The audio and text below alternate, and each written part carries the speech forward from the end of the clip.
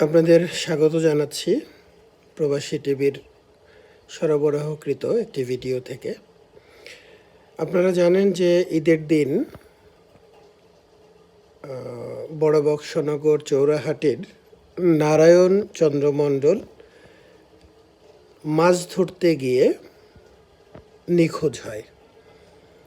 ইতিমধ্যে বিভিন্ন ইলেকট্রনিক এবং প্রিন্ট মিডিয়ায় বিষয়টি গুরুত্ব সহকারে প্রকাশিত হওয়ায় নবাবগঞ্জ থানা প্রশাসনও খুব সক্রিয়ভাবে খোঁজ করার চেষ্টা করছিল।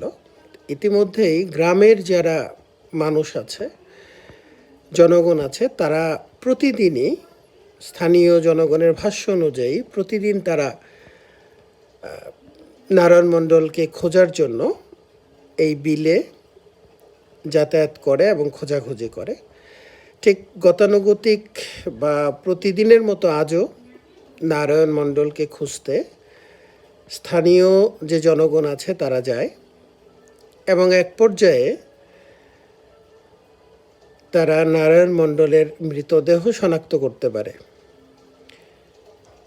বিষয়টি নবাবগঞ্জ থানা প্রশাসনকে জানানো হয় এবং নবাবগঞ্জ থানার প্রশাসনও এই মৃতদেহ উদ্ধারের জন্য স্থানীয় জনগণকে সহায়তা করতে সংশ্লিষ্ট জায়গায় চলে আসে। আপনারা দেখতে পাচ্ছেন যে একেবারে বিলের মধ্যে তারা চলে এসেছে এবং ওই যে দূরে লাশটি দেখা যাচ্ছে, আসলে কাছে যাওয়ার উপায় ছিল না, কারণ লাশটি ফুলে পচে দুর্গন্ধ ছড়িয়েছে।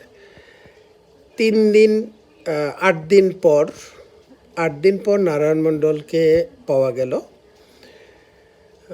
আসলে এ ব্যাপারে লাশ উদ্ধারের প্রক্রিয়া চলছে এবং তার কাছ থেকে বাসা থেকে সে যে সমস্ত জিনিসপত্রগুলো নিয়ে বেরিয়েছিল, যেমন ছাতা, বড়শি, এগুলো ব্যাগ উদ্ধার করা হয় এবং নবাবগঞ্জ থানার প্রশাসন এতটা সক্রিয়ভাবে লাশ উদ্ধারে ভূমিকা রেখেছে যে আসলে সবার জন্যই এবং প্রশংসনীয়। এবং ধন্যবাদ প্রবাসী টিভির ভাইকে, যিনি আমাদের জন্য কষ্ট করে এই ভিডিওটি দিয়েছে এবং তিনি অত্যন্ত কষ্ট করেছেন এই ভিডিওটা সবাইকে জানানোর জন্য। তো প্রবাসী টিভিকে ধন্যবাদ এবং প্রবাসী টিভির ভাইকে অসংখ্য ধন্যবাদ।